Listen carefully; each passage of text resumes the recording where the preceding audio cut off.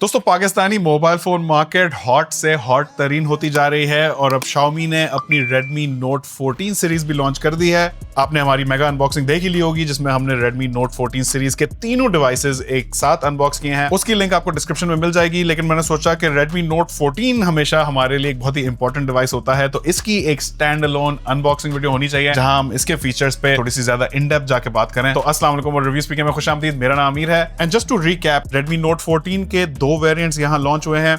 8128 जो कि 53999 का है और 8256 जो कि 57999 का है। ऑब्वियसली ये रिटेल प्राइसेस हैं, तो ये फोन आपको मार्केट से सस्ते में भी मिल जाएगा। लेकिन इस वीडियो का असल सवाल ये है कि क्या Redmi Note 14 भी उस वैल्यू फॉर मनी की रिवायत को फॉलो करता है जिसके लिए Xiaomi की Redmi लाइनअप पिछले कुछ अरसे से जानी जाती है। इसका जवाब आप मुझे ये वीडियो देख के नीचे कॉमेंट्स में जरूर दीजिएगा। इस Redmi Note 14 में Xiaomi ने कुछ मेजर अपग्रेड्स किए हैं डिजाइन के हवाले से, और यहाँ बैटरी भी पहले से ज्यादा बड़ी है। Display just like last time काफी स्पेक्ड आउट है, और एटलीस्ट स्पेक शीट देख के मुझे इस फोन में कोई बहुत बड़ा कॉम्प्रोमाइज नहीं दिख रहा है। लेकिन पहले जरा आपको इसका अनबॉक्सिंग एक्सपीरियंस दे देते हैं। तो बॉक्स में हमें फोन के साथ एक सिम इजेक्टर टूल मिलता है, कुछ यूजर मैनुअल्स हैं, साथ में ये सॉफ्ट टच प्लास्टिक केस है और एक 33 वॉट्स की फास्ट चार्जिंग पावर ब्रेक और एक चार्जिंग केबल है। और अब आ जाओ इस फोन पे, तो इस Redmi Note 14 लाइनअप के साथ Xiaomi ने काफी हद तक डिजाइन लैंग्वेज को मटेरियल्स और एस्थेटिक्स के हवाले से अपडेट और अपग्रेड कर दिया है। यहाँ मटेरियल्स भी थोड़े अपग्रेडेड हैं। तो इस Redmi Note 14 की बैक इस बार भी प्लास्टिक की है, लेकिन यहाँ फ्रेम एल्यूमिनियम की दी गई है, और इस वजह से Xiaomi यहाँ बेटर ड्यूरेबिलिटी क्लेम कर रहे हैं। और नॉर्मली इस प्राइस पॉइंट पे हम ज्यादातर फोन्स प्लास्टिक फ्रेम्स और प्लास्टिक बैक्स के साथ देखते हैं।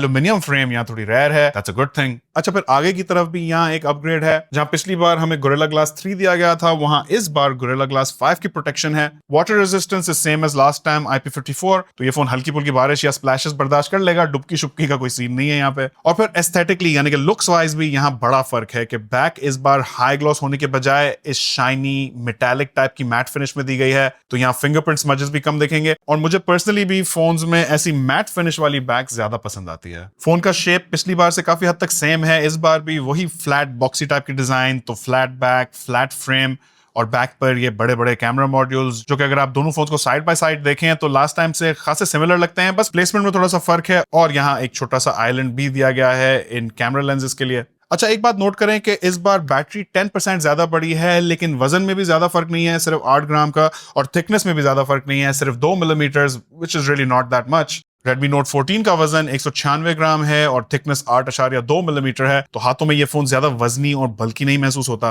बटन प्लेसमेंट और पोर्ट्स की बात करें तो राइट साइड पे फोन का पावर बटन और वॉल्यूम कीज हैं। ऊपर वाली तरफ है एक नॉइस कैंसिलेशन का माइक, एक IR ब्लास्टर जिससे आप इस फोन को रिमोट कंट्रोल की तरह इस्तेमाल कर सकते हैं। साथ में है फोन का सेकेंडरी स्पीकर और एक हेडफोन जैक, जबकि नीचे है फोन की sim tray, type C port, mic और इस फोन का मेन स्पीकर। Xiaomi ने Redmi Note 12 में ड्यूल स्पीकर्स को खैरबाद कह दिया था, जिसके बाद हमने बहुत शोर मचाया था। उसके बाद Redmi Note 13 में ड्यूल स्पीकर्स वापस आ गए थे, and I am pleased to report कि Redmi Note 14 में भी ड्यूल स्पीकर्स मौजूद हैं। अच्छा, बाजू कैमरास पे, तो यहाँ बैक पे ये ट्रिपल कैमरा सेटअप है जिसका मेन सेंसर वही सेम 108 मेगापिक्सल का है, just like last time. Secondary camera इस बार 2 मेगापिक्सल का डेप्थ सेंसर है, और सॉरी भैया यहाँ कोई अल्ट्रा वाइड कैमरा इस बार नहीं दिया गया है। 8 मेगापिक्सल के अल्ट्रा वाइड कैमरा को रिप्लेस करके यहाँ 2 मेगापिक्सल का मैक्रो कैमरा आ गया है। अब दोस्तों, इस मेन कैमरा के 108 मेगापिक्सल के हाई रेजोल्यूशन के साथ साथ इसकी खास बात यह है कि इसमें 3x इन सेंसर जूम दिया गया है, जो कि नॉर्मल डिजिटल जूम से थोड़ा डिफरेंट होता है, क्योंकि ये फोन 108 मेगापिक्सल को पिक्सल बिनिंग करके 12 मेगापिक्सल की इमेजेस देता है, और जब आप जूम करते हैं तो 108 मेगापिक्सल के बड़े सेंसर के छोटे एरिया से इमेज ली जाती है, जिससे इमेज जूम्ड होती है लेकिन रेजोल्यूशन 12 मेगापिक्सल ही रहता है और पिक्सल्स नहीं फटते। तो मुझे पर्सनली ये मेन कैमरा पसंद आया है, और 55 से 60 हजार वाले प्राइस पॉइंट पे 108 megapixel right now is the highest resolution you can get. अब इस प्राइस पॉइंट पे काफी सारे फोन्स ऐसे भी हैं जिनमें अल्ट्रा वाइड कैमरास नहीं होते। सैडली Xiaomi ने भी वही रिवायत इस Redmi Note 14 के साथ अपना ली है।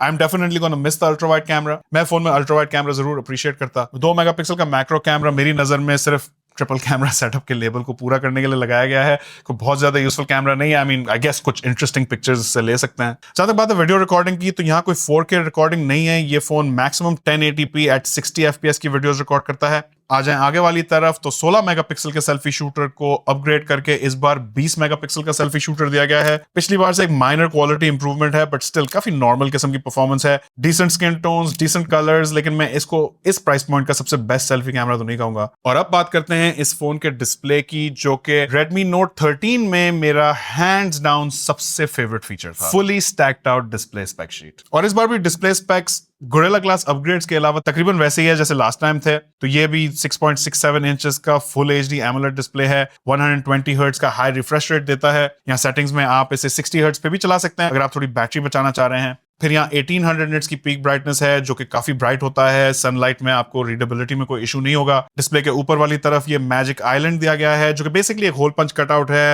एनिमेट होकर आपको तरह तरह की एनिमेशंस दिखाता है। लेकिन ये जरूर नोट करूंगा कि इस बार बेजल्स एक टच थोड़े से चौड़े रखे गए हैं। स्क्रीन टू बॉडी रेशियो 87% की जगह 85% कर दिया गया है, which isn't a lot but it is there। और फिर एक और इंटरेस्टिंग फीचर इस डिस्प्ले में है इसका under display optical fingerprint sensor.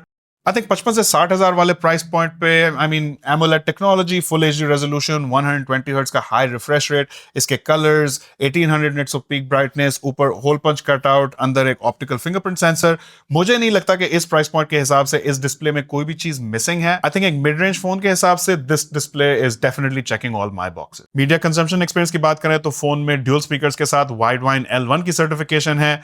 तो नेटफ्लिक्स और प्राइम वीडियो जैसी एप्स यहाँ फुल HD में कंटेंट दिखाएंगी जिसे आप एंजॉय कर सकते हैं। आ जाओ परफॉर्मेंस पे, तो यहाँ इस बार एक अपग्रेड तो है, लेकिन स्नैपड्रैगन 685 को अपग्रेड करके Helio G99 अल्ट्रा चिपसेट कर दिया गया है। ये एक 6 नैनोमीटर का चिप है, लेकिन अब थोड़ा सा डेटेड हो गया है। अब हम G100 भी देख रहे हैं। साथ में Mali G57 GPU है, 8 GB रैम है और 128 GB और 256 GB के UFS 2.2 स्टोरेज ऑप्शंस हैं। फिर यहाँ हाइब्रिड ड्यूल सिम सपोर्ट भी मौजूद है, तो इस फोन में 2 सिम्स के बजाय एक सिम और एक SD कार्ड भी लग सकता है इन केस आपको स्टोरेज एक्सपैंड करनी हो। परफॉर्मेंस के हद तक ये Helio G99 अल्ट्रा दरमियाने लेवल का चिप है। ये बेसिकली Helio G99 का थोड़ा सा ट्वीक्ड वर्जन है।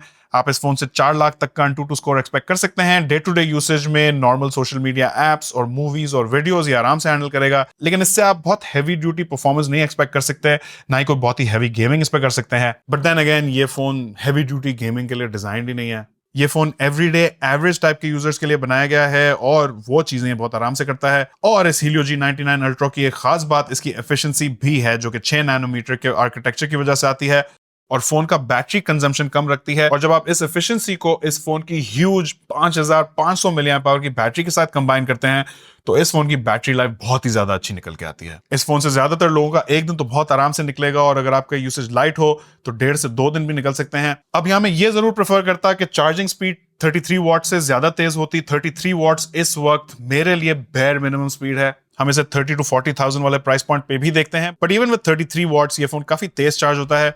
आधे घंटे में आधा चार्ज हो जाता है। empty to full charge will take around 70 minutes, which is definitely not slow। तो दोस्तों ओवरऑल मुझे ये Redmi Note 14 एक इंटरेस्टिंग डिवाइस जरूर लग रहा है। मेरे ख्याल में इसका 53999 वाला वेरिएंट सबसे बेस्ट है। इस प्राइस पॉइंट पे एक सॉलिड मेन कैमरा, जबरदस्त डिस्प्ले, एल्यूमिनियम की फ्रेम, गोरिल्ला ग्लास 5 की प्रोटेक्शन, ज्यादा बड़ी 5500 मिली एम्प आवर की बैटरी और ड्यूल स्पीकर्स होने की वजह से ये फोन एटलीस्ट मेरी नजर में डिसेंट वैल्यू प्रोवाइड कर रहा है। जो एक चीज मैं इस फोन में मिस कर रहा हूं वो है अल्ट्रा वाइड कैमरा। मेरी नजर में यहाँ 8 मेगापिक्सल का अल्ट्रा वाइड कैमरा होना चाहिए था, और अगर Helio G99 अल्ट्रा से थोड़ा बेहतर प्रोसेसर होता तो मैं उसे ज्यादा पसंद करता। लेकिन एज ऑलवेज यहाँ मैं आप लोगों की राय जरूर जानना चाहूंगा कि आपको Redmi Note 14 53999 वाले प्राइस पॉइंट पे, स्टार्टिंग प्राइस पे कैसा डिवाइस लग रहा है। मुझे अपनी राय नीचे कमेंट्स में जरूर बताएगा। चैनल पे नए हैं तो हमें सब्सक्राइब और फॉलो करें। वीडियो पसंद आई हो तो इसे लाइक और अपने दोस्तों के साथ शेयर भी कर सकते हैं। आखिर तक देखने का बहुत शुक्रिया। इंशाल्लाह आपसे मुलाकात होगी अगली वीडियो में। अल्लाह हाफिज।